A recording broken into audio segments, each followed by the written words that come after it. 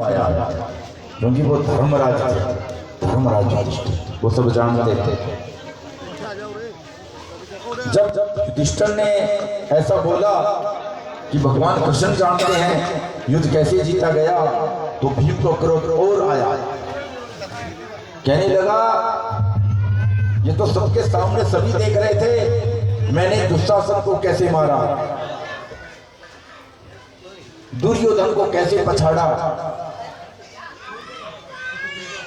अर्जुन के तीर चल रहे थे, उनके बड़े बड़े योद्धा कैसे मर रहे थे। भगवान कृष्ण भी इस बात को सुन रहे थे और बोले, भीम से बोले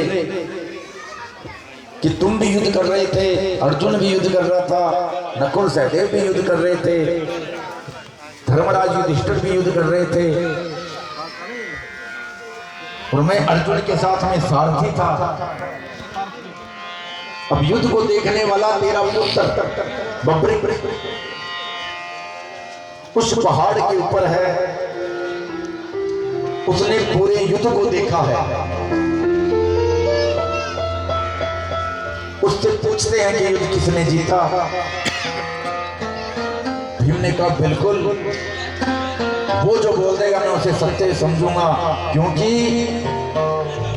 भीम ने कहा कि उसने मेरी गदा तो जरूर ही देखी होगी, क्योंकि उसने तो पूरा युद्ध देखा है। चल दिए, वीर बब्री को बुलाया गया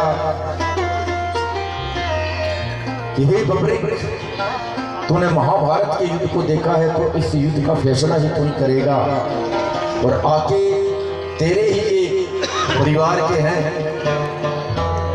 तेरे पिता, तेरे चाचा ताऊ, इनको बता कि ये युद्ध कैसे जीता गया है।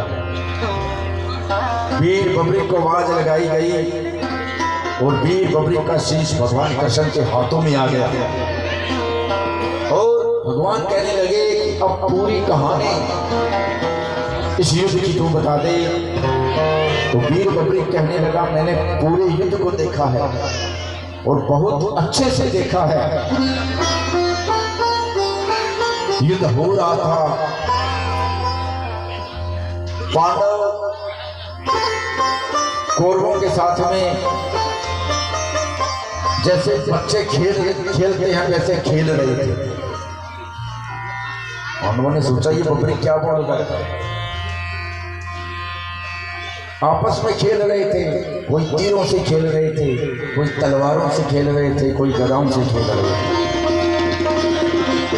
परंतु एक चीज मैंने देखी कि भगवान कृष्ण का सुदर्शन चक्र चल रहा था, और वो कौरवों की सेनाओं के जितने भी वीर थे उनका शीश कट रहा था।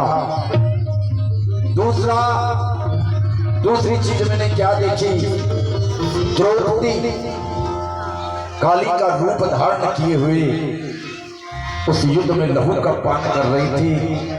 ये युद्ध भगवान कृष्ण के द्वारा जीता गया है, नहीं तो इस युद्ध में भीम जीत सके ना ही अर्जुन जीत सके। ऐसा सुन के पांडवों की गर्दन झुक गई।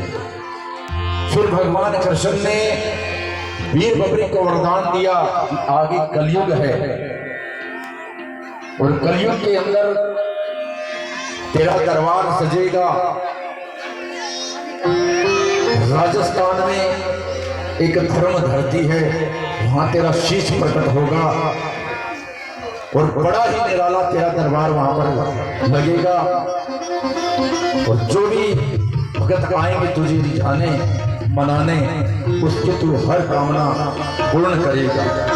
तो आज हम देख रहे हैं कि खाटू में कैसा भव्य है दरबार, कैसा निराला दरबार, और अब तो जैसे खाटू में सस्ता है वैसे ही बाबा का दरबार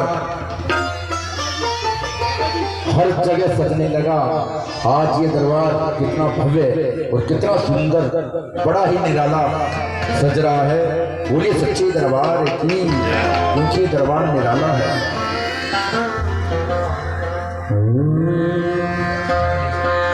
दरबार